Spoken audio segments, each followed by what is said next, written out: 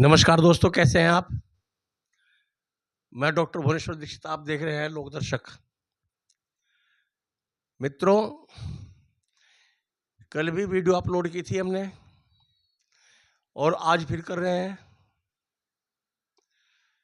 आज video upload करने का मतलब ये है, हमारा मकसद ये है कि कुछ भ्रांतियां हैं, कुछ लोग चर्चाएं कर रहे हैं सोशल मीडिया पर, उस बारे में बातचीत करने के लिए आज वीडियो अपलोड करने के लिए हमें बाध्य होना पड़ा। सबसे पहले तो हम ये जानते हैं कि ये ई-केवाईसी क्या है। ई-केवाईसी ये एक इंग्लिश शब्द है।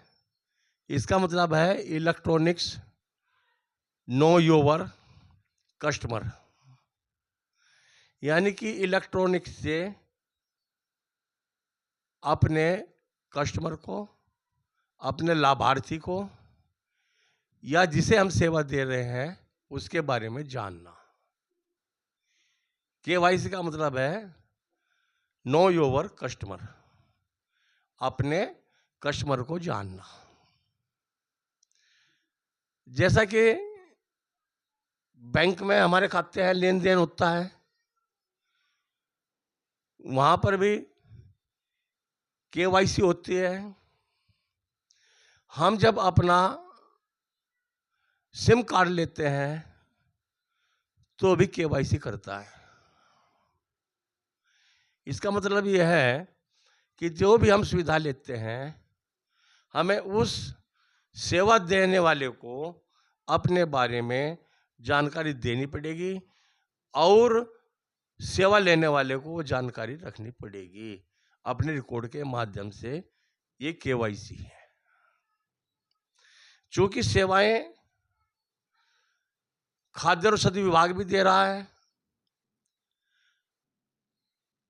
सब्सिडाइज्ड खाद्य सामग्री कार्ड धारकों तक पहुंचा रहा है, तो जिसके तहत खाद्य औषधि विभाग को भी अपने कस्टमर को जानना बहुत जरूरी है कि जो कस्टमर, जो लाभार्थी उसका लाभ उठा रहा है, क्या वास्तव में वही है? कहीं ऐसा तो नहीं कि उसका लाभ कोई दूसरा उठा रहा हो। तो ये केवाईसी का मकसद ये है। आपने जो लंबे राशन विक्रेता हैं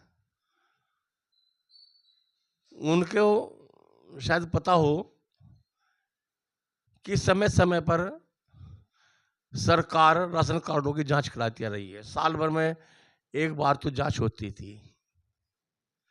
उसमें बाहर का अधिकारी या कर्मचारी आता था, वो सर्वे करता था आपके क्षेत्र का, दुकान का, और उसमें कौन मृतक है, कौन जा चुका है, किसी के 2 कार्ड तो नहीं है, तो इस किस्म से वो जांच करता था। अब चूंकि व्यवस्था बदल चुकी है, आधुनिकीकरण हो रहा है, सारा काम इलेक्ट्रॉनिक्स माध्यम से हो रहा है, तो इलेक्ट्रॉनिक्स माध्यम से ही ये केवाईसी होनी है। जब ये मशीन नहीं लगी हुई थी और ये कार्ड धारक राशन लेने के लिए आता था या मिट्टी तेल लेने के लिए आता था, तो उसके हाथ में 3, 4, 5, 6, 7, 8, 10 कार्ड वो लेकर दुकान पर आता था। गेहूं पर भी हमने देखा है, मिट्टी तेल पर भी देखा है, चीनी पर भी देखा है कि वो अड़ोस के पड़ोस के कार्ड मांग करके लेकर आता था और वो इकला कई कार्डों का सामान लेकर जाता था और कोटेदार देने के लिए बाध्य था। यदि कोटेदार मने करता है तो वो उसे जो असली उसका मालिक था कार्डधारक, तो उसे वो बुला कर लाता था कि भाई मैंने ही इसे कार्ड दे रखा, आप इसे खाद्यान्न दे दीजिए, राशन दे दीजिए या मिट्टी तेल दे दीजिए। कुछ लोग ऐसा करते थे कि भाई मिट्टी तेल तुम ले लो, राशन हम ले लेंगे। तो ये धांधलेबाजी घपलेबाजी काफ़ी दिन चलती रही, और जब से ये हमारी ई पोस्ट मशीनें लगी है तब से इन चीज़ों पर बहुत लगाम लग चुकी है।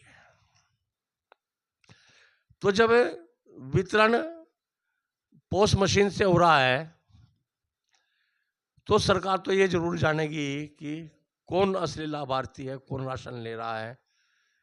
उसके बारे में उसका रिकॉर्ड सरकार के दस्तावेजों में या सरकार के जो डाटा है उसमें होना बहुत जरूरी है।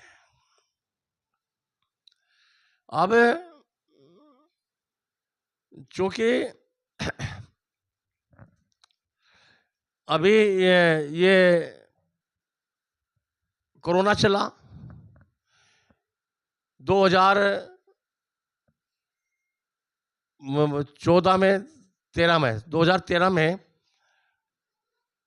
खाद्य सुरक्षा लागू हुई, मशीनें लगी, और तब से अब तक कहीं आधार सीडिंग, कहीं आधार फीडिंग, कहीं यूनिट कटना, कहीं कुछ, वो ऑफिस का कार्य होता रहा और ये KYC सही तरीके से नहीं हो पाई। चूंकि वो कार्य निपट चुका है, फिलहाल थोड़ा बहुत जो त्रुटियां हैं सरकार चाह रही है कि KYC के माध्यम से वो ठीक हो। इसी संदर्भ में 7/6/24 को खाद्यायुक्त कार्यालय से पत्रांक 23/331 2023 को 23/331 KYC 2023 दिनांक 7/6/24 के क्रम में प्रभास कुमार अपर खाद्यायुक्त ने एक पत्र जारी किया 18 जून को, जिसका जो मुख्य मजमून था वो इस प्रकार है। माह जून 2024 के सापेक्ष खाद्यान्न वितरण का कार्य 20/6/24 तक पूर्ण रूप से संपन्न करा लिया जाए, जिससे दिनांक 21/6/24 से KYC का कार्य ई पोस्ट मशीन के माध्यम से उचित दर विक्रेताओं द्वारा इस कार्य को पत्रांक 23/331 KYC 2023 दिनांक 7/6/24 के क्रम में कराया जाना सुनिश्चित हो सके। ये पत्र प्रभास कुमार अपर खाद्यायुक्त ने जिला पूर्ति अधिकारियों को लिखा। चूंकि उन्होंने डेडलाइन राशन वितरण की 21/6/24 रखी, उससे पहले जो जारी हुई थी वो 25/6/24 जारी हुई थी, तो यह भ्रम की स्थिति पैदा हुई। इधर सर्वर की समस्या, बहुत शिकायतें जा रही हैं खाद्यायुक्त कार्यालय में, जवाहर भवन में, कि सर्वर सही नहीं चल रहे हैं, तो ये KYC का कार्य नहीं संपन्न हो सका। दूसरी ओर कल की वीडियो मैंने बताया था कि खाद्य रसद विभाग केंद्र से, भारत सरकार से गजट हुआ, आदेश जारी हुआ कि इसे जून के बजाय 30 सितंबर तक बढ़ा दिया जाए। अब सवाल सबसे बड़ा यह है कि जो KYC है, इलेक्ट्रॉनिक्स नो योर कस्टमर, अपने ग्राहक को जाने, ये कोटेदारों के माध्यम से कराई जाएगी या किसी दूसरे माध्यम से। तो अभी तक जो आदेश है वो ई पोस्ट मशीन से कोटेदारों के माध्यम से ही कराए जाने के आदेश हैं। कुछ लोग कहते हैं कि जो बाद में आदेश जारी हुए,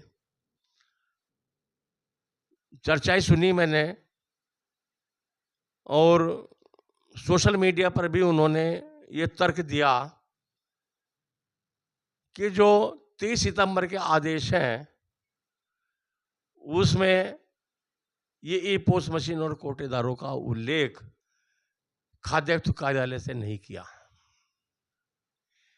इसके संदर्भ में तर्क यह है कि यदि ये आदेश ई पोस मशीन के माध्यम से राशन विक्रेताओं द्वारा न कराने के लिए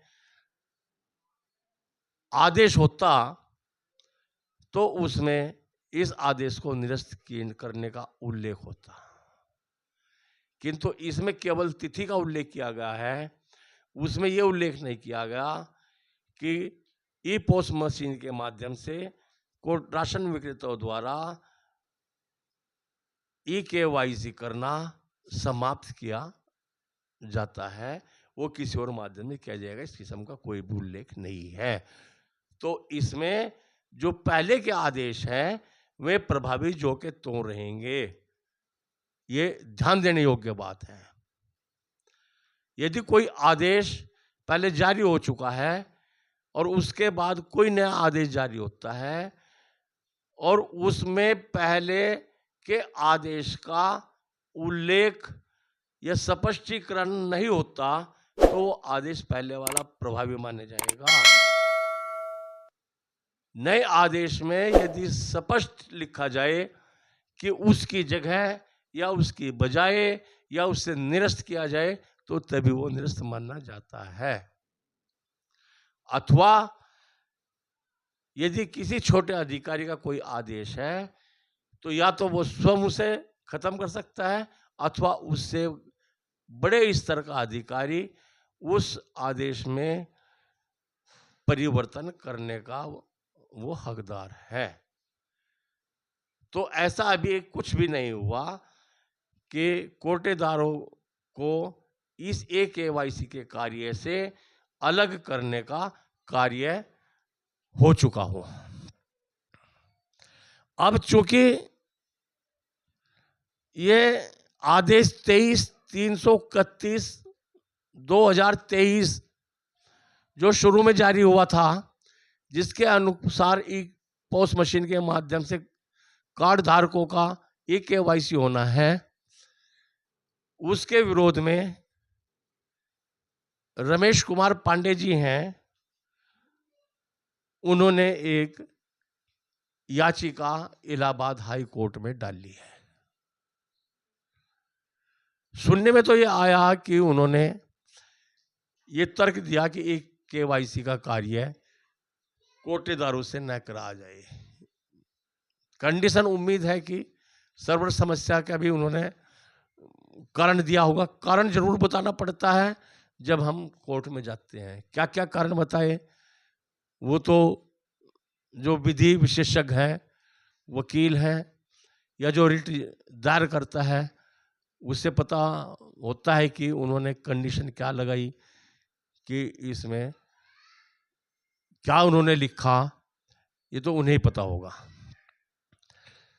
तो इस रिट को 11/6/24 को हाई कोर्ट इलाहाबाद में दाखिल की गई और 19/6/24 यानी कि कल कोर्ट नंबर 3 में इस पर सुनवाई होनी थी एज ए फ्रेश।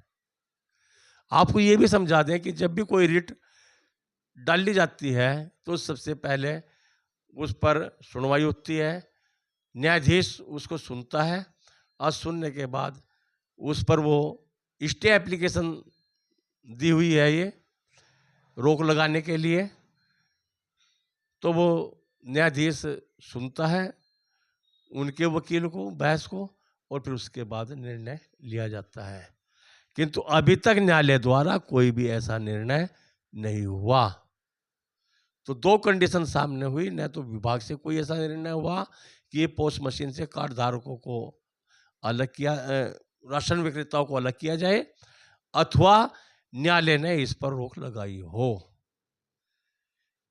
इसका साफ साफ यह है कि या तो विभाग इस पर रोक लगाए अथवा न्यायालय इस पर रोक लगाए। इसमें सुना यह जा रहा है कि एज ए फ्रेश इस पर कोई अभी तक कार्रवाई नहीं हुई,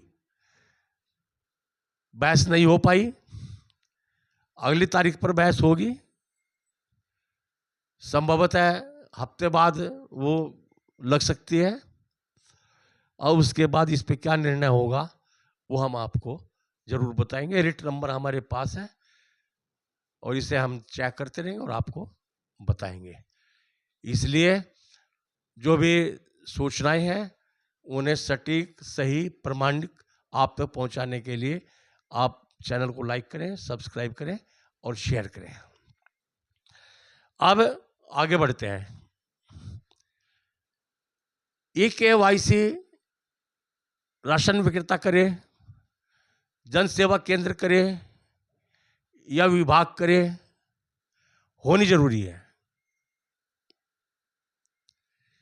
ये कार्ड धारकों की तो जिम्मेदारी है कि वो खुद ई-KYC कराए, किंतु वो क्यों कराएगा? जितनी चिंता राशन का कोटेदारों को है, इतनी राशन कार्ड धारकों को ई-KYC की चिंता नहीं है। क्योंकि जब ई-KYC होगी तो उनके राशन कार्ड से यूनिट कम हो जाएंगी, यूनिट कम हो जाएंगी तो उन्हें खाद्यान्न कम मिलेगा, तो वो क्यों कराएंगे भैया? उनका तो फिलहाल मजा आ रहा है, मुफ्त में राशन मिल रहा है, यूनिट 4 है, एक की शादी हो चुकी है, ससुराल जा चुकी है एक बिटिया, उसका भी राशन ले रहे हैं। कोई बुजुर्ग है, वो एक्सपायर हो गया, उसका पता नहीं है, वो भी राशन ले रहे हैं। घर के 2 मेंबर बाहर नौकरी कर रहे हैं, वो नहीं आ रहे हैं, उनका भी राशन लिया जा रहा है। तो ये नुकसान कौन चाहेगा? क्यों कार्डधारक चाहेगा कि हमारा नुकसान हो? तो इस मामले में कोटेदारों को भी थोड़ा सतर्क रहना पड़ेगा। उसमें ये रहना पड़ेगा सतर्क, सावधानी ये बरतनी पड़ेगी। जब ई-KYC होगी, वो किसी भी माध्यम से हो, यदि आपके माध्यम से होती है तो आपको जिस कार्ड की ई-KYC हो गई उसे चिन्हित करना है,